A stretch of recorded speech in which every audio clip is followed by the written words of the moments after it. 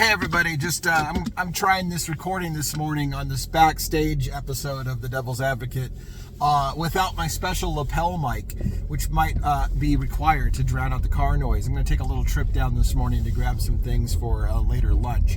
But I want to let you know that I finished the episode on my Devil's Briefcase podcast on the Idaho 4 called The Horror Game Theory, Horror Film Theory, sorry. And I did cover that issue with the graphic, brutal allegations of what happened to Kaylee, but I did it in a way where I showed a screenshot and blacked out a word. I think gets the point across that I didn't say it so graphically that I think we're going to get in trouble on my podcast. That episode's out there. I just want to let you know on the behind the scenes thing. Now, a few of you have found this channel a little bit more. I only have 4 subscribers on the channel, but at least 9 different views have come out on the video, so maybe it will continue to have these behind the scene looks. But what I can tell you that's kind of exciting as far as the Idaho 4 stuff comes is I'm starting to make more and more contacts with people who are down in Moscow, Idaho, and Lewiston, Clarkston area, and there's a potential that I'm going to get some inside type of looks at some things. People who know people who are down in the area, and I am actually within driving distance of the area and could go there myself. Now, I'm a little bit nervous being a true crime podcaster who was indicating that people who may still be on the loose and could have been involved in a murder. I don't know that's a good idea for me to be unraveling the story and showing my face in the local area. Not to say that I'm a celebrity, because I'm certainly not a celebrity. We only have a few thousand people following the channel, but a few thousand people could be somebody in that community down there. And again, I'm getting more and more contacts in that community, so I'm getting kind of excited. I've even got a lead on a story very local to where I grew up that sounds fascinating, and I have all kinds of offer of inside information on the story. The problem is it's not national news, and so I have to ask myself, is this a story that I want to, because I have inside information about what seems to be a very fascinating story, to start covering it on my channel when it doesn't have national attention? I don't know. We'll see.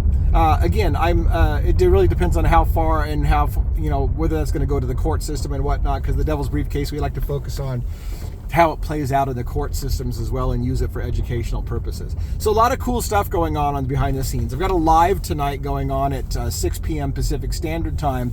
It's going to be open, I think, to discuss either the Kohberger or the Luigi thing. Now, I don't like to do that. I've been trying to separate Luigi and Kohberger content because I find that people are only interested in one or the other, but I don't have any big breaking news. My biggest news is I just finished that podcast on the Idaho 4, but I really can't talk about that much because here's my opinion about how TikTok is going to handle that.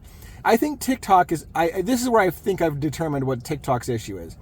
I think TikTok is okay with me talking about Luigi Mangione and whether he is or isn't guilty. I think TikTok is okay with me talking about Brian Kohberger and whether he is or isn't guilty. Where I think TikTok has been fairly consistent from what I've seen peripherally is that if you start naming other people who may have done it, it's a no-go. They're out. They are extremely sensitive to the idea of you spreading false information, which to them means anyone that has not officially been identified. So if you say, if the law enforcement tells you it's Brian Kohberger, we can talk about Brian Kohberger all day long and whether he is or isn't guilty. But you can't say it might be Brent Kopaka, or it might be Jack DeCour,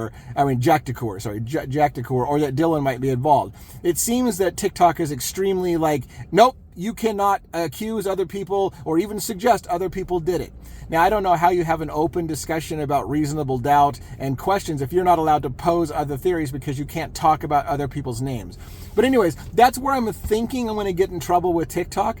So if I go live tonight, for example, and people want to talk about my brand new episode of The Devil's Briefcase, where I'm talking about Jack DeCour and about Dylan and Bethany, and I'm talking about Brent Kopaka, I don't know that I can mention any of those names without TikTok saying you're spreading false information, because those people are not under investigation. In fact, Jack DeCour has been cleared.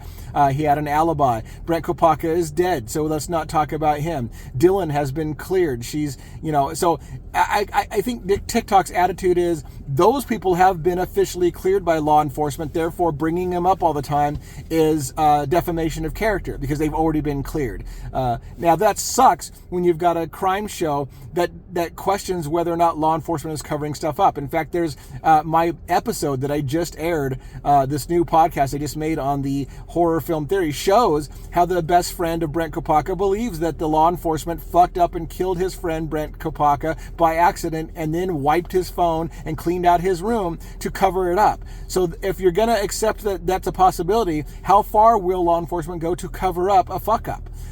How many cover-ups will be involved? And again, TikTok doesn't seem, if I'm reading it right, TikTok doesn't seem to be willing to let you have that conversation because you're only allowed to do what the officials tell you has happened. So Brian Koberger is the one who's on trial. That's the only one we're allowed to talk about. If you start bringing in other names, I think they're going to dump me.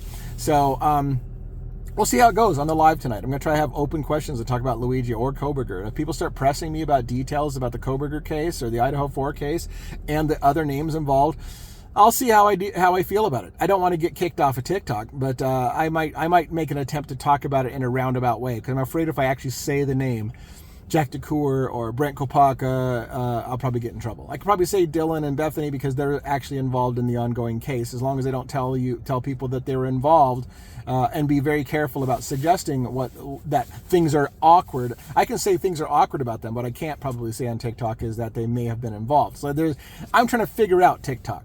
And this is a lot of talk about TikTok when we're on YouTube right here. But I just wanted to let you know what's kind of brewing on the surface. And my live going on tonight, I'd like to see more people on this backstage thing, if you will, because I like to have more of a frank conversation that's not scripted and delivered like the podcast, which I'm pretty proud of that podcast, by the way, last night. It turned out really well, I think. I really like it. I don't know that it's new and breaking news. That was the only thing that's bad. I had some breaking...